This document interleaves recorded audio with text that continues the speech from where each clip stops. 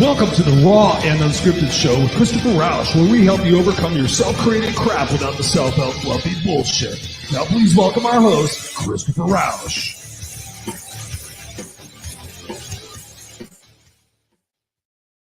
So anyways, good evening, ladies and gentlemen, boys and girls of most ages. Hello, hello, hello again. This is the Raw Unscripted Show with yours truly, Christopher Rausch, the place where I am the no excuses coach, the place where I help you overcome your self-created crap without the self-help fluffy bullshit.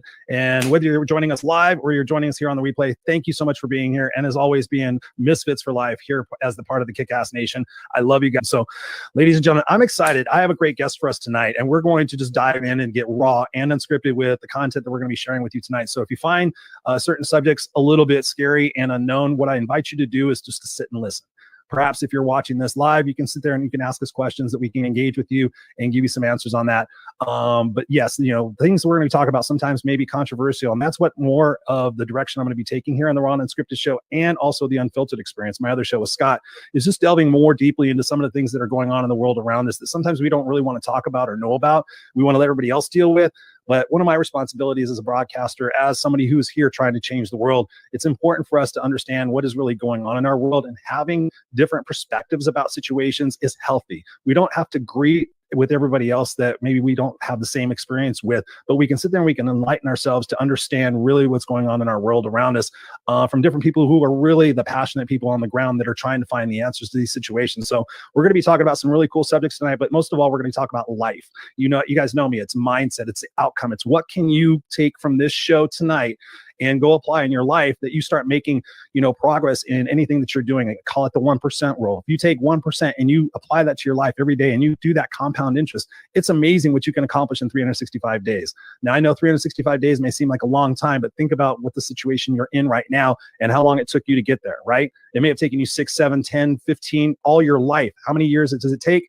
Invest 365 days of 1% growth every single day, and you watch, you'll be a different person in 365 days. And I am happy to have on the show tonight somebody who I met through the app Clubhouse. You guys have heard me talking about that. Listening to this lady's voice and the soul of what it is that she is here on earth to accomplish is absolutely inspiring. I am happy to welcome to the Raw Unscripted Show, Nina, London's life coach, or as I know her, Nina the Brit. What's going on, Nina? How are you? I'm great, thank you. So good to have you on the Raw Unscripted Show. Thank you, thank you, thank you. And ladies and gentlemen, if you couldn't tell by the accent and the fact that I said Nina the Brit, Nina is coming to us from the UK.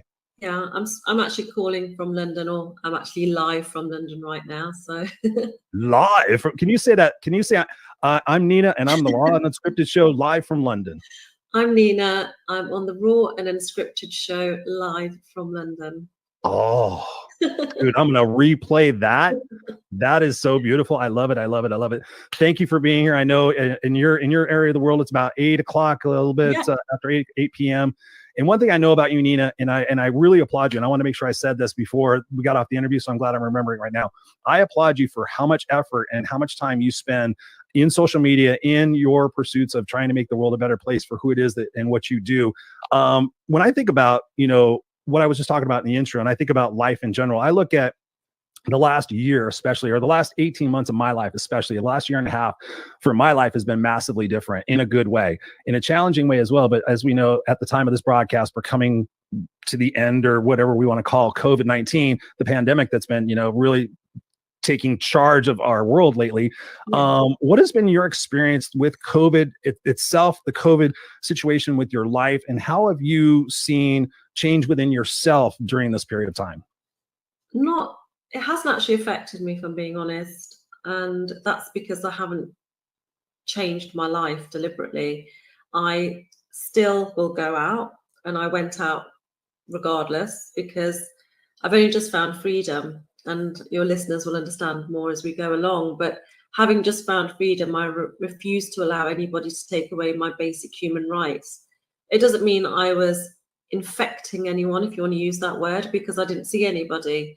But I did take drives to the beach when I wanted to. I took drives to the top of hills, and I wanted to be one with Mother Nature, because for me, Mother Nature has a lot of healing qualities, and it's where I actually recharge my battery, because I'm very much into grounding and just being around the natural elements that this amazing world offers to us. So it didn't affect me because I didn't allow it to affect me. And that's something that I have learned through my life experiences, that you are in control of how a situation, or even when things are forced upon you, it's down to you how you react. And I chose not to react. What's the basis for that decision? Is that something based on that you've been in through previous areas of your life where you've reacted before and you realize that the responsive action in those situations is a more deliberate action?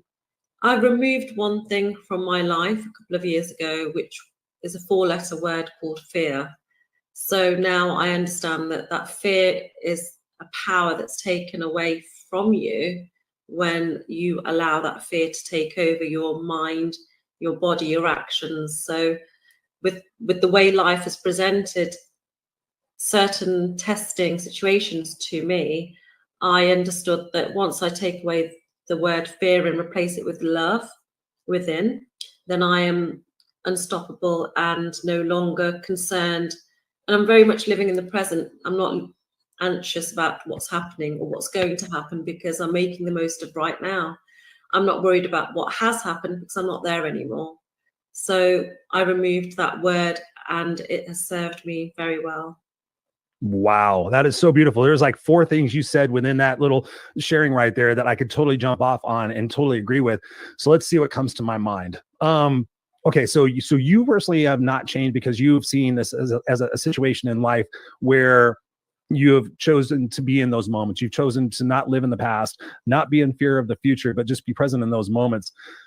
Why is that such a challenge for most people when they think about that? Most of their life, I find people are either living in regret of the past and they're thinking about the past and other things that they shoulda, coulda, woulda done, or they're so fearful of the future. In most of what I see is that failure. I mean, you're a life coach as well. You've coached lots of other people and you've been through so many different experiences.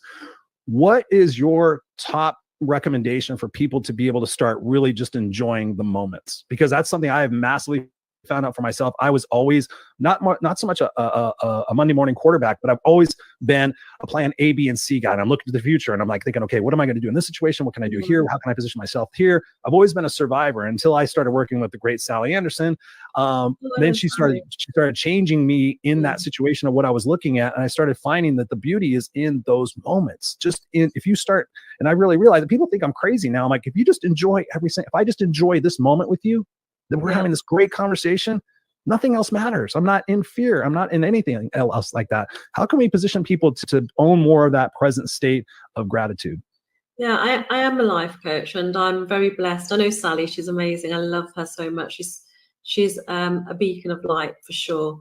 I coach quite elite people. So the people that come to me are ex-professional athletes or current athletes. I've had professional boxers. I've had people of very high statures. It doesn't make a difference who you are. But the reason I'm saying that is because they trust in me. And a lot of people are living in the past. And what I say to those people is, how heavy is that burden that you're carrying? And do you not want to let it go? There's ways of letting it go. The people that are anxious about what's going to happen, I say you're worrying about something that's not quite happened. You're almost willing it to happen. So be excited for the here and now. It's very easy for me to be excited because I'm almost living a life that you lived, or maybe, without being making assumptions that maybe you lived when you were in your 20s. I'm living that now. So for me, everything's exciting. I've almost lived a very trapped life, a very enclosed life. The cultural restraints were so much so, and my former partner was very narcissistic. So I didn't have that freedom, that simple word, which means so much.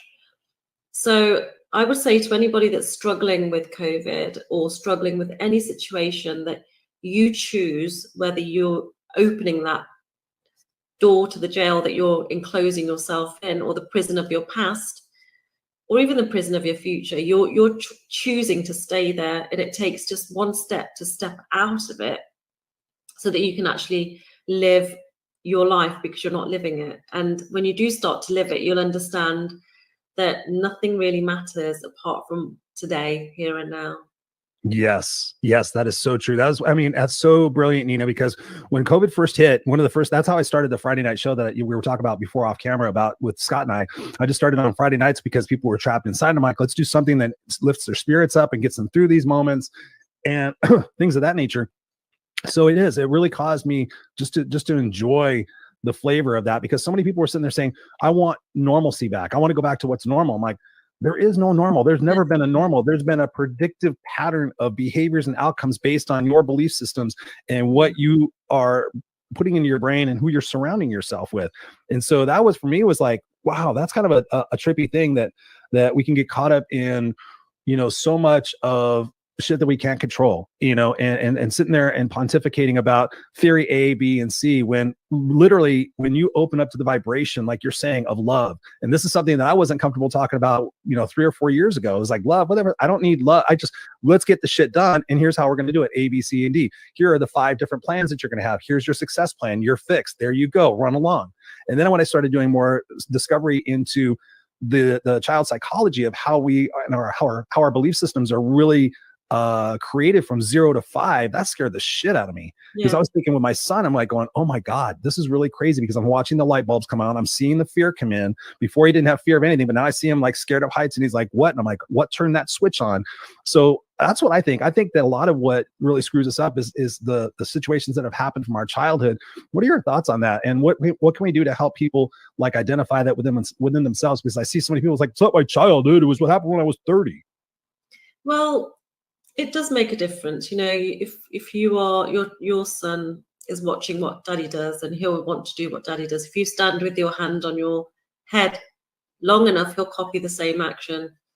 We are led by people that are around us. We're led by society. We're led by social media, because sometimes we don't actually know who we are within. And I think finding yourself is a huge thing. A lot of people get through stuff, they muddle through, but they never really resolve their issues. And I think it's quite a common thing to just muddle and push it aside. But it's almost like a coat hanger that's been bent, and then you can never straighten it completely again, because it's not really ever going to be the same. One of the things I've recently learned about myself is that I shrink things. I make them smaller than they are. The fact of what I've been through and survived, now I'm accepting they are huge things. I've survived so many massive, not even small things, they're huge, as in massive. But it doesn't mean I'm going back there. All it means is I'm saying to myself, some really horrible things have happened to me, and I accept they've happened, and I'm going to literally let them go. And I allow myself to be happy for now. Because you can either sit there and say, oh my God, the worst things happened to me. My father did this, he tried to kill me, my brother did this. And you almost create this void that you're just almost falling down. And then you try and cover it up and step over it, and then it comes back and it comes back. So what I'm trying to say to anybody out there, if you have had trauma, my heart does go out to you, because I don't want anyone to feel bad or sad. It's not who I am. But what I would like you to do is to ask yourself, as I said earlier, do you really want to carry those anchors around with you for the rest of your lives? Imagine holding 2 huge shopping bags, which we've all done, trying to think we can get them all from the car to the house in one go. And as soon as you put them down, you feel that sense of relief and, oh, thank God I've got them in. It's almost the same sort of thing as carrying a huge baggage of all the bad things, all the hurt, all the pain, all the trauma in one hand, and forgetting that in this hand we've got all of the strengths, we've got all of your victories, we've got all of your love and your treasures, and the treasures are worth holding on to more than the bad things. So you really need to just let them go. And it's not easy. And I'm not going to make out like it is easy, but with people like myself or Christopher, or find somebody, even a friend, just somebody that will listen, because a lot of the problems are people don't listen. They listen to tell you about themselves. And you need to find someone that actually just won't say a thing, that will just say, okay, I don't know how you feel, but I'm here for you. Maybe you could be that person for somebody. Maybe you could be that person to somebody that's going through something. and just allow them to let them be and celebrate when they're celebrating. This is another thing.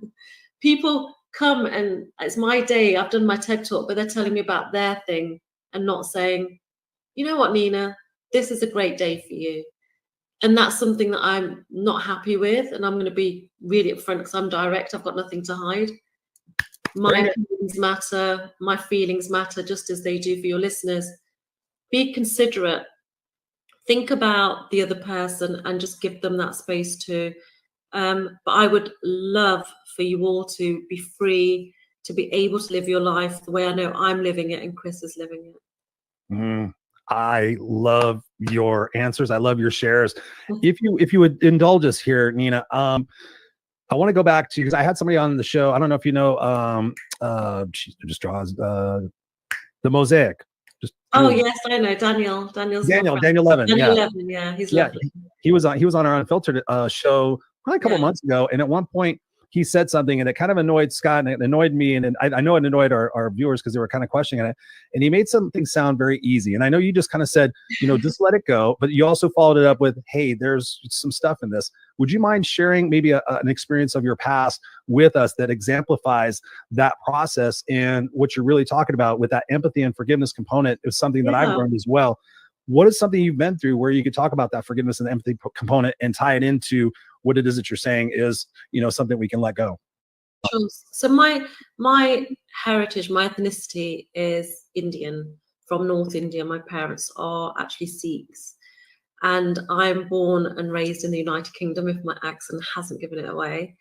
But with that comes a lot of cultural restraints. I'm an activist now against honor killings, and that is because I survived an honor killing. Now, it's literally for you to question what is an honor killing, literally for you to understand what is an honor killing, literally for you to spread awareness and say to your neighbor, I heard this with Chris yesterday. Did you know what an honor killing is? That's my objective here. Let us know what it is, because I honestly don't. Okay, so an honor killing is when in a culture, not just an Indian culture, North Africa. Africa is where the most honor killings happen. Asia and the Middle East. But let's remember one thing. Not everyone that's Indian is living in India. Not everyone that's Korean is living in Korea. Not everyone that's from Saudi Arabia is living in Saudi Arabia. So in your town, or in your place, there will be somebody from one of these cultures, whether it's African, Middle East, or Asian. When they have moved, they have taken their cultural restraints and beliefs with them, just as you will, and just as you will pass them on to your children. So at the age of, in my culture, girls are just not wanted. And I think Chris has heard me say this before, that when a girl is born in India, often they leave them underneath a lorry in the hope that the lorry driver won't look underneath. He will get in and drive straight over that baby. That sounds harsh and horrific, because it is. Ooh. It's horrific.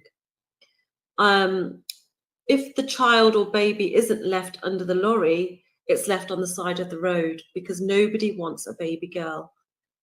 That baby girl, her future is then left to the hands of whoever finds her, whether she goes into sex trafficking, child trafficking, sold for body parts, or whether she's sent to a different place for basically being a servant. So that's the kind of imagery I'm trying to create for you. And this is common in the United Kingdom, common in America, and I can give you cases, common in Australia, common in every country in the world. I was treated really badly because I was born a girl. So I became a servant, which is the normal thing for a girl to be a servant. And I was a servant at the age of 6. I was then forced into a marriage. Things happened in between. I was forced into an arranged marriage, which is common. At the age of 14, I was told I would get married. At the age 14? Of 14, I was told that the marriage had been arranged. It wasn't a marriage, it was a trade. And a lot of things have happened, but I did leave that arranged marriage. And this is where we get into the honor killings part.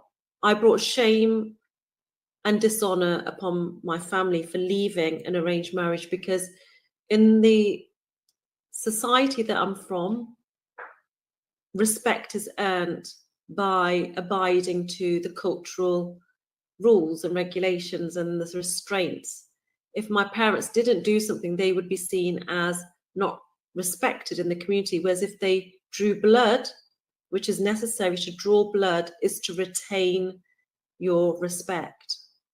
And this is a centuries-old pandemic. It's more deadly than the coronavirus. And I'm going to say that again, it's more deadly than the coronavirus, because this has been going on for centuries and nothing can cure it unless we speak out. I speak out, which is why I decided to. Now, Chris was asking me, what from my past have I let go of? I let go of the fact that my father and my brother savagely beat me, where they broke my arm and my jaw, that they stamped upon me with such vengeance, whilst my mother watched with such anger in her eyes, until I passed out, in the hope that they had killed me, because they had left me there for dead.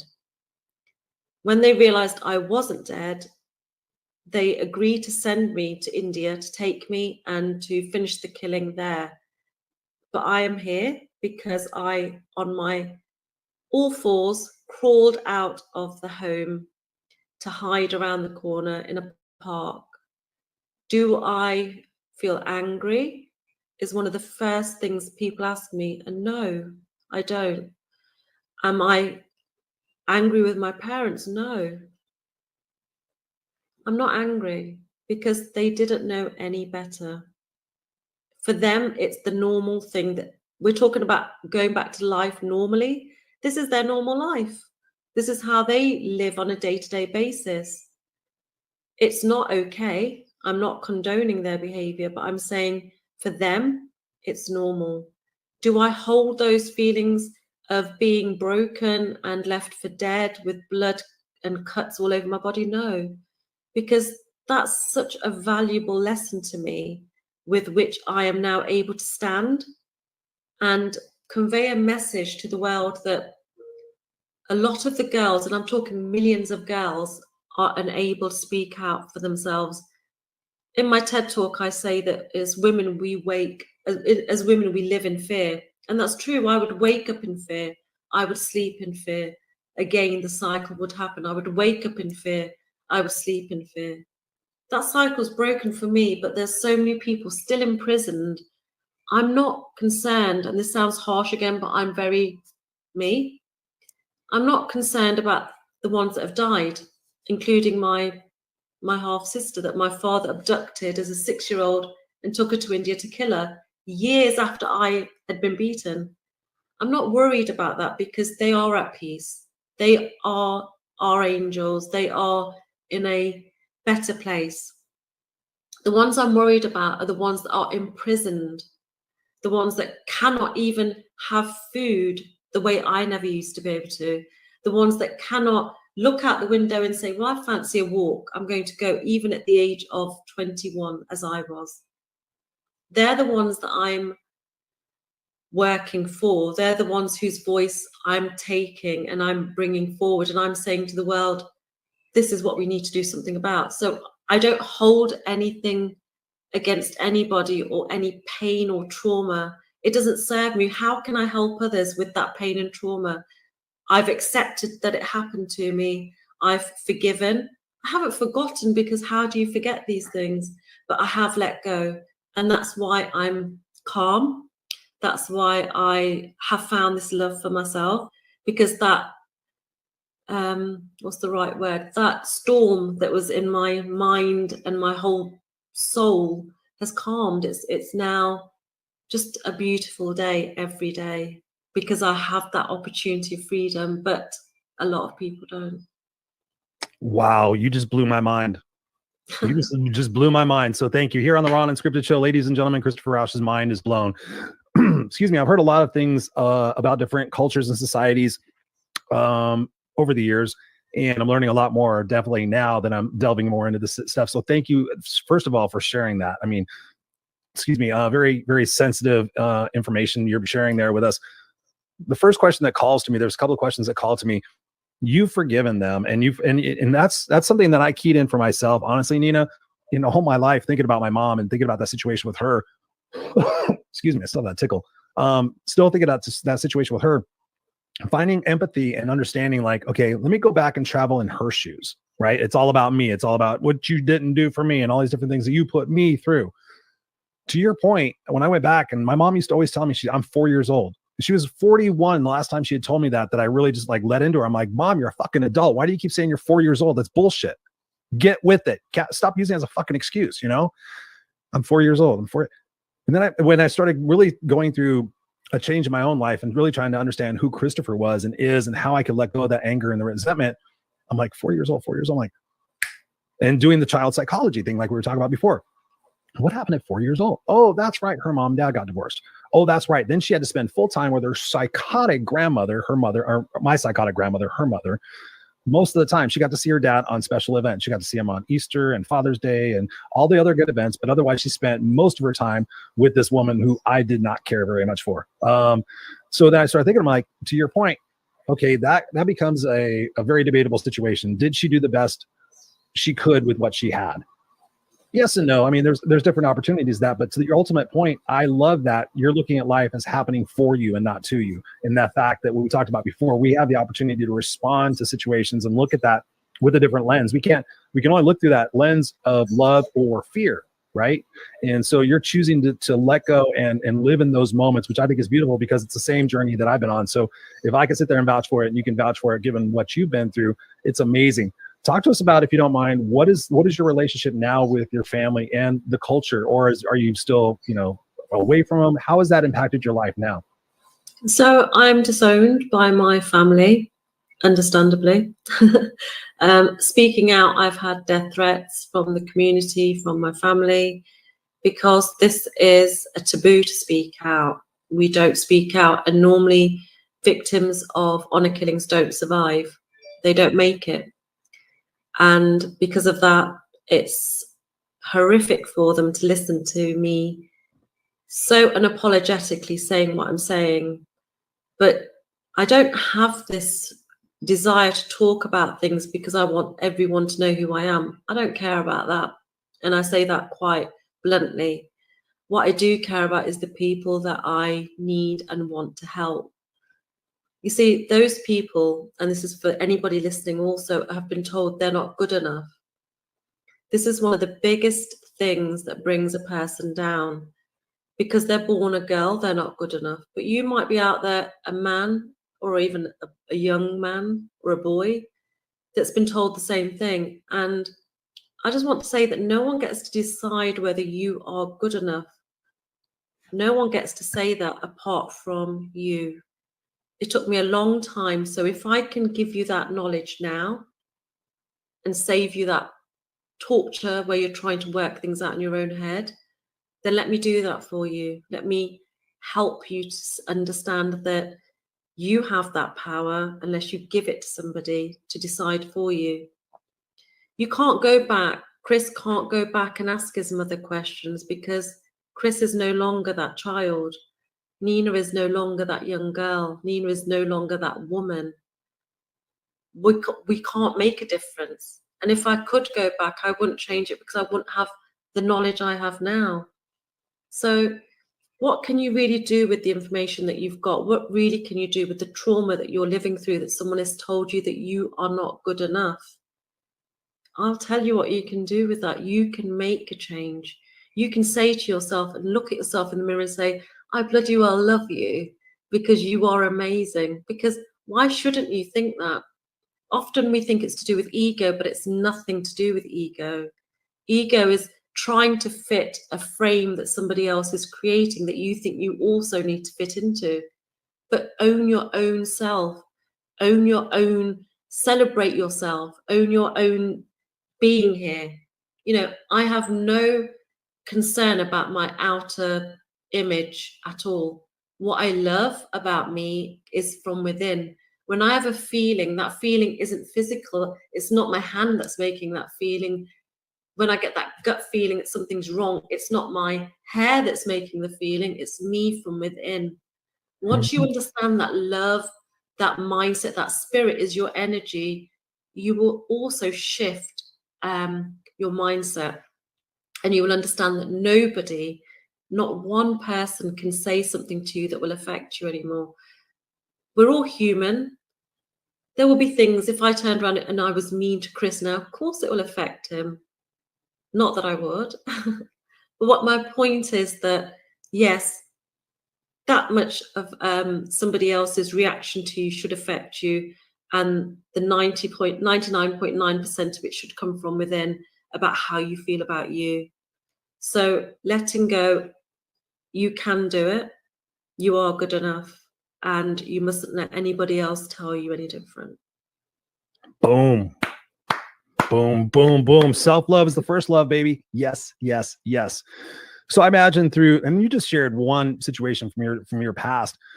Talk to us about through this journey from where you've been in that situation before to where you're at now, and achieving the opportunity to give a TED Talk.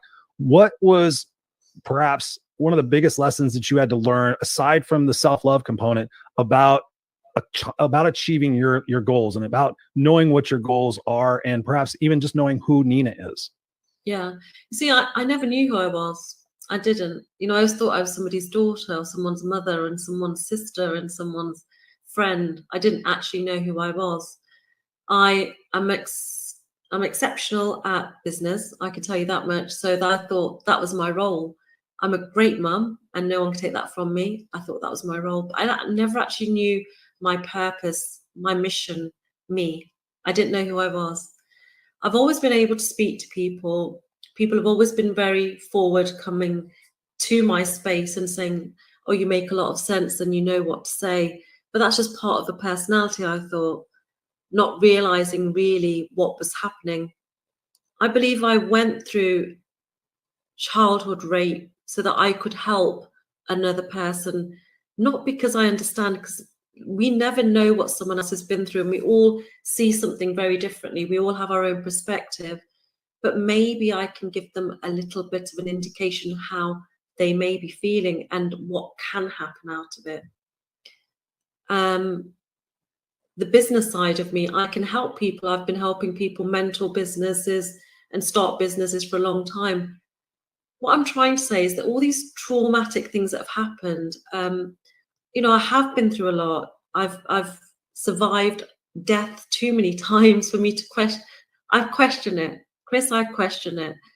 I have lay on the carpet many a times thinking this is it, or being strangled by my former partner thinking this is it, or waking up to my pillow being set on fire thinking now this is it.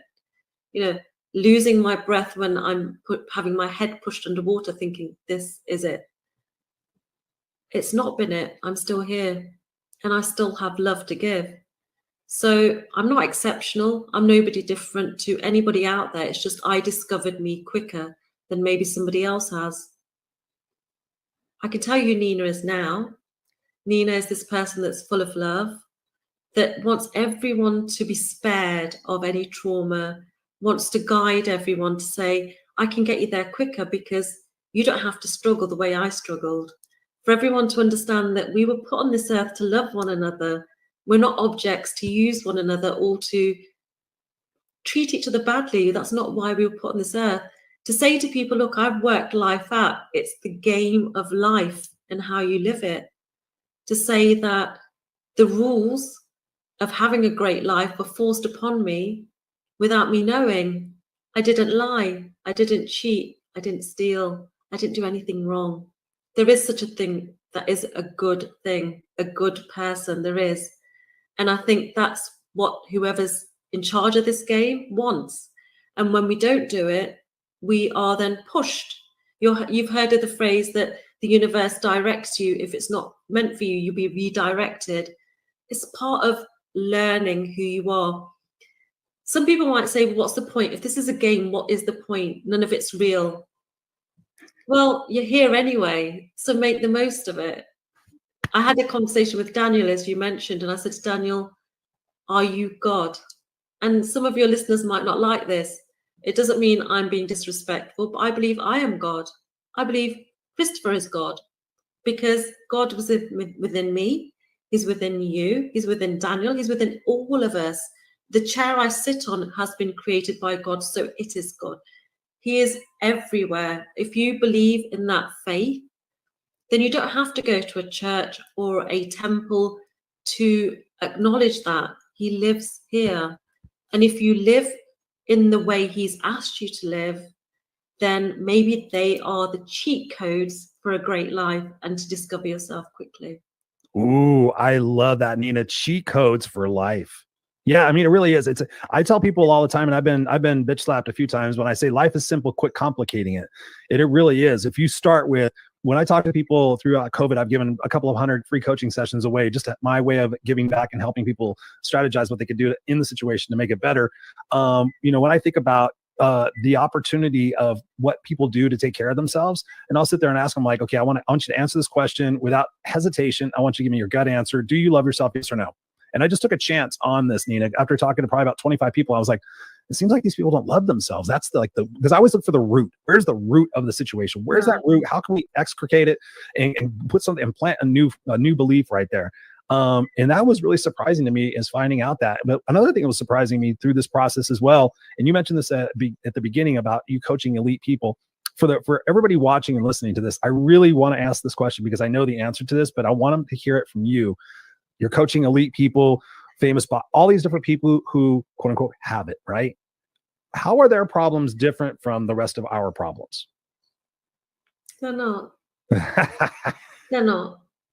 We're all human beings. There is no elite. There is no elite. It's people have tried to, I'm going to use the word use me to get to some of these people. The only reason I attract these people is because I am unapologetically me. Yeah. I know exactly who I am. When you know who you are and you have nothing to prove, you don't have to wear designer clothes, you don't have to have your hair fake. You just celebrate you as a person and you love yourself and whatever is given to you. You attract these things, you attract these people. I'll tell you, the elite are the most suspicious people in the world because they've had too many people try to get close to them and then hurt them and then use them and move on. You can have 7,000 followers on Instagram. I do not care. You can have 2 million followers on Instagram. I don't care. 100,000 followers on Instagram. I don't care. Because followers are just another word for, well, it's irrelevant. None of it matters. I know people that will speak to certain people because, oh my gosh, he's got this many people. I'm going to follow him and I'm going to connect with him. Why? If that person isn't of any value or adding value to your life, why do you need that person in your life? Why do you need those followers to validate who you are? I haven't got that many followers and I don't care. I don't care because the message I'm trying to get across doesn't require followers. It requires an audience that is prepared to listen and help me get that message across. People that care about somebody else, people that care about themselves. Because until you decide that who you are and that you care about you and that you love you can't do anything for anybody. You can't be an ambassador or a president or anything until you know who you are here. You cannot. And you cannot say you understand how a parent feels if you don't have children. How can you? It's that easy of a concept. You can't be a life coach unless you've sorted yourself out or you know who you are. And I've seen that lots of times too. Everyone's a life coach. Oh, Jesus. We're all leaders. 21-year-old life coach. I'm like, what are you going to teach me about? Who are you leading? Who are you leading? Yeah. You know, you're a leader, Christopher. I'm a leader. Your 4-year-old is a leader. My 28-year-old daughter, she's going to be 28, is a leader. We all lead one another. It's just another word for, being present. And people are watching you because we're all watching each other. But why? Why don't you stop watching everyone else and just focus on you? And when your child speaks to you, put your bloody phone away and actually give that boy or girl the time and effort they're asking for. That's all children want. They want you to pay attention. I went to Ireland recently to do my TED talk, and I was very fortunate to be invited back to somebody's house to meet his grandchildren. And his grandchild asked for me the next day. Why? Because I gave him time, undivided attention. I didn't care about the conversation in the room. I wanted to hear about what he was talking about. Right. Because it was important. It was important to him, so it was important to me. I'm trying to say to people, be in the present. You're missing out living today, and you're hurting people around you because you're too worried about what they have and haven't done. Christopher isn't the same. If I was going to date Christopher now, Christopher is not the same person he was when he was a child. He's not the same person in his teens. He's not the same person when he was in his 20s or 30s. So I can't judge my decision today on what he did yesterday. I'm not the same person. You're not the same person. So when you meet somebody, meet them for here and now and give them a chance unless they prove differently. Ooh, there is gold right there. Give them a chance unless they approved differently. Yeah, it used to be innocent until proven guilty, but now we know about the judicial system's flaws lightly. Yeah, you just don't know about that. I just interviewed Jimmy Dennis, who was wrongly convicted of murder on death row for 25 years. And yeah, I was like, how did you get wrongly convicted? You're like, yeah, it's just a joke.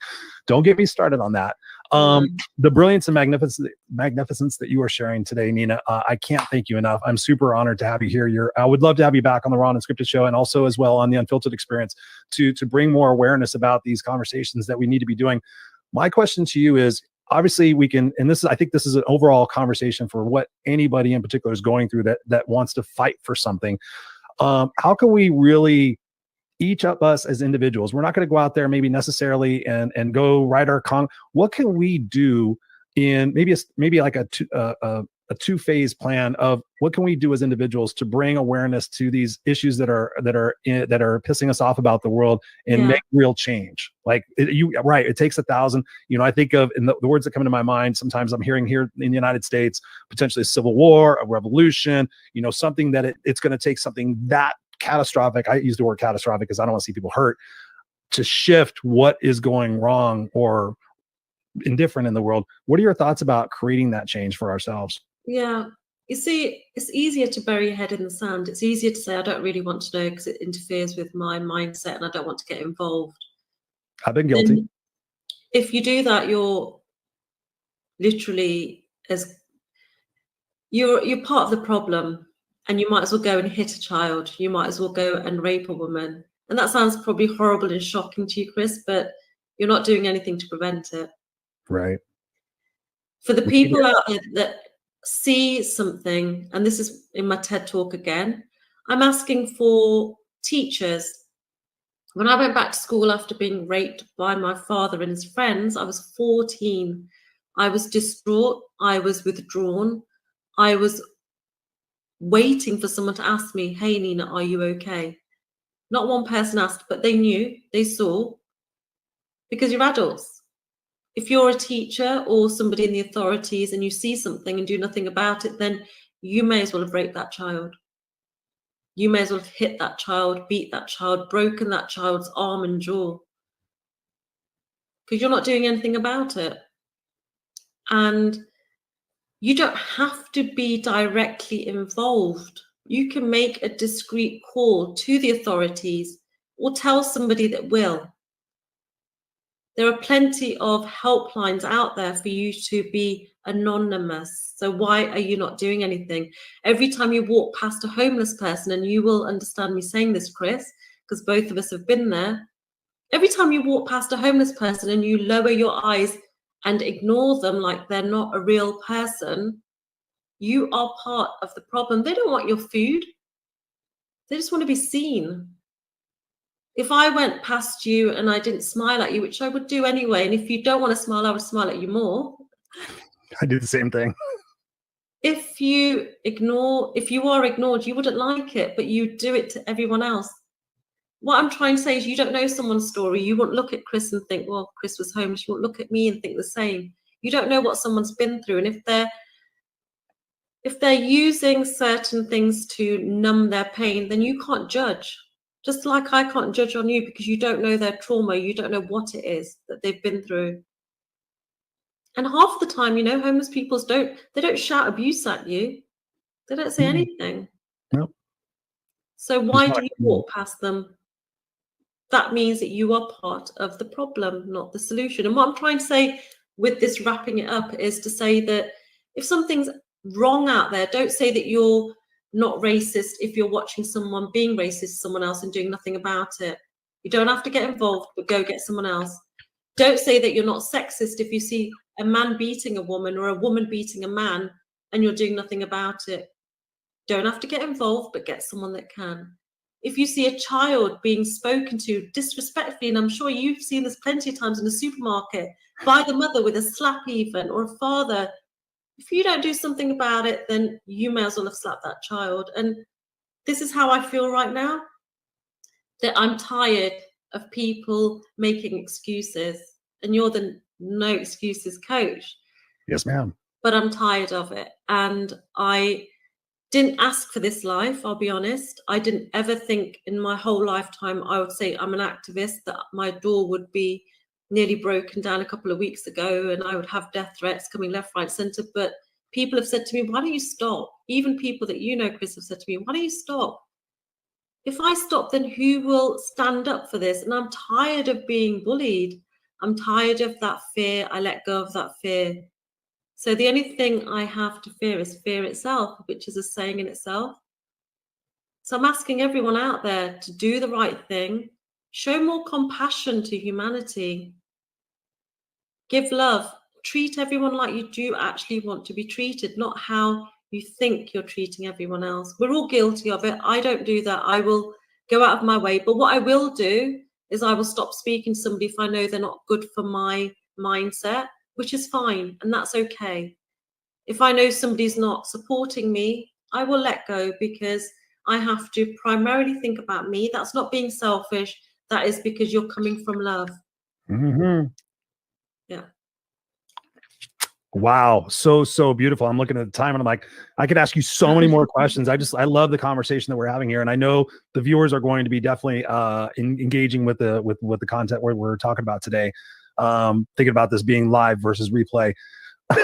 I'll do you a deal. I will do live with you next time. You will? Okay. Thank you. Yes. So much what you said there is so impactful. The self-love aspect. I mean, that's an important component of it. Releasing the anger and everything else. And I also think about, the fear component, right? What are we really afraid of? What are we afraid of? Dying? We're going to die. Are we afraid of, for me, my biggest fear is regrets, right? I always quote the book, The 5 Regrets of the Dying, because I think about that, because I think about earnestly, that should be our biggest fear, is getting to whatever the next journey is in our life and finding out that Christopher Rausch was supposed to have changed the world, that Christopher Rausch was supposed to be this amazing that Christopher Rausch was supposed to be this, but Christopher Rausch never leveled up to do any of that.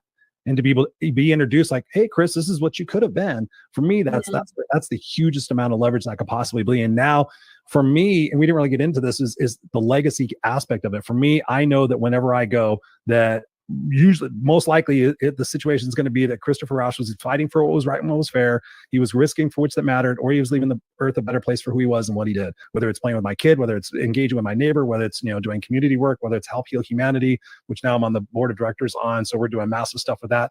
Whatever it is, or just talking to my wife, or whatever it is, I always want to know that in those moments, that whatever happens, that my life meant the most to me, and then I was achieving that legacy to be able to go out there and make the world a better place and be a beacon of light for my son and for all the kids and the generations that are coming. Nina, I can't thank you enough for being here. Where can people get a hold of you and continue the conversation with you?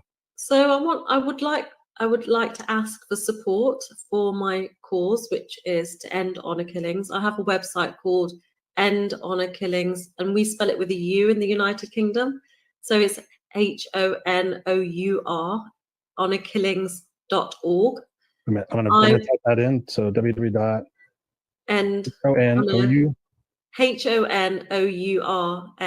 So it's just with a U. Killings.org. Okay. I would like for everyone to look me up and find my TED Talk, which should be released anytime. Yeah, that's great. Thank you so much, Chris. I'd like you to find me on Instagram. I am under London's Life Coach and also Nina_the Brit. I'd like you to please, if you see anything happening out there that you know is wrong, to do something about it and not ignore it. If I can get my petition signed as well, which is on my Nina_the_Brit Instagram. I'm trying to get to the United Nations to go and stir some things up so that they can maybe take a harsher stance and get rid of this pandemic, as I call it, that's been around for far too long, of killing another person for the sake of honor. There's no honor in killing. Nina, thank you so much. I know your schedule is crazy. That's why I want to respect your time and keep it under an hour. I know that you're jumping from Zoom to Zoom to Zoom.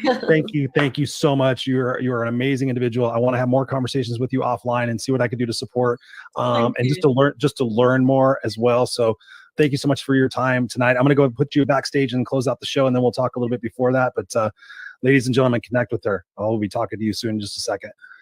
Wow, ladies and gentlemen, there you have it, the Raw Unscripted show. Holy moly. Did your mind get blown? Did your eyes get opened? Did your heart get awakened? What I want you to do from this, now normally I say one or two things. I want you to take three things away from this conversation. I want you to take pen and paper. You better have it. If not, if you don't have it, take this newfangled contraption called pen and paper and write three things down, three actionable items that you guys are going to take from this conversation, because it's powerful. It's powerful. And Nina's right. And you guys have heard me say it. I haven't said it a lot lately, but I was saying it for a while. I tend to go on little spiffs or whatever. But if you're not part of the problem, or if you're not part of the solution, then you're part of the problem. So if there is something that you identify with, that you disagree with overall, right? If you don't like the way the school system is, then get your ass up and go to a city council meeting or go to whatever they are. Actually, I'm learning about that. I have a city council meeting and I'm going to go to it. And I don't fucking go to that bullshit. We all say it. Yet we bitch about the things that we're not changing. We're bitching about the stuff like, oh, it's 7 o'clock. That's dinner time. And then I got to do the, no, it's a meeting. It's go engage in the things that piss you off. Release the things that piss you off.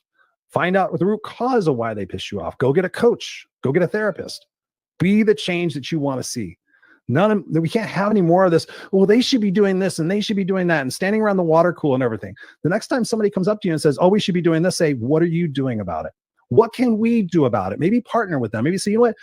You and I talk a lot of bullshit. Whether Madge, Henry, George, whoever your buddy is that you talk about shit with, hey, why don't we do something about it?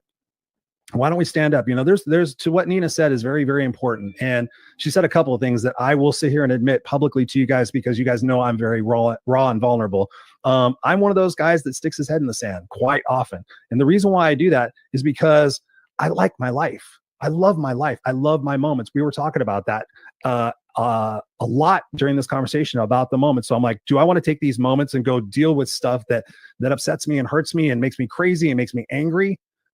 That's a choice we have to make. And that's a choice that I'm making as well by having these conversations, bringing people like Nina on the show, having more conversations like this that we're going to be having on the Unfiltered experience, which, where we have a majority of our more world societal type topics there. This is more inspiration and stuff like that. So we'll be definitely having Nina on the show there. But what is it that we can do in our lives? How can we all accept responsibility from this day forward, having discipline and love for ourselves and being the beacon of change that we want to see? I challenge you guys. Again, you've heard me say this a lot lately. If you're upset, hurt people hurt people. If you find that your relationships suck, take a look within. Don't say, well, that person's doing that to make me mad. Nobody can make you anything. Man's Search for Meaning. I'm not even going to, right there, that book, Man's Search for Meaning, over my right shoulder, might be your left, I'm not sure, over there. Man's Search for Meaning. Nobody can make you feel anything. Nobody can do that to you. You have to sit there and look at this through a lens of love. You have to sit there and look through the opportunity in your life to make an impact. It's not just about what you want in the short-term gratification of things. It's in the long-term result of why we're all here as a collective human species trying to change the world. And there are people out there trying to change it for the worse. And to Nina's point, am I standing up and using my voice and my platform at the very least to bring about these conversations that I really don't want to have? I really don't want to talk about QAnon shit. I don't really want to talk about, all this different stuff, because what is it going to do? It's going to piss me off. But then I have an opportunity. Then it pisses me off. Okay, then Chris, you can take the next level of action for whatever it is that you feel you want to support with. And that's sometimes what we do. We run and hide. We're like, I don't want to deal with that. I stopped watching the news and following the politics. That's why I call it the politics. Stopped following politics, because it's not really not politics, it's bullshit. Probably about 10 or 11 years ago. And I was just like, I'm not going to do this to myself, because all I found myself was like screaming at the television, going to work. Do you guys see what's going on? Blah, blah, blah, blah, blah. And then like, what are you going to have for lunch, Dave? All right. Okay. You know, that kind of bullshit. This is a time for us to all stand up and own our opportunity here within this world to make a change for our kids, make a change for our youth, make a change within ourselves, that when our time is up here in this human world, that we go out fighting and swinging, enjoying every single fucking moment that we have, because that's the truth, ladies and gentlemen. You think about fear of judgment is crap. Who fucking cares about what you're doing? They're not thinking about you. You think you're thinking about you, but they're thinking about themselves, and they're probably thinking about you thinking about them. So where's the idiocracy in that? Come on. Time to stand up, guys. Raw Unscripted. I love you. We will see you here next Tuesday, as always, live 7 p.m. Pacific Standard Time. Make sure you're in the Raw Unscripted group in Facebook. I think we have the ticker thing somewhere around there. You guys know where it's at. The Raw Unscripted group on Facebook. I love you guys. Peace out. Have a wonderful evening, and we will talk to you next time here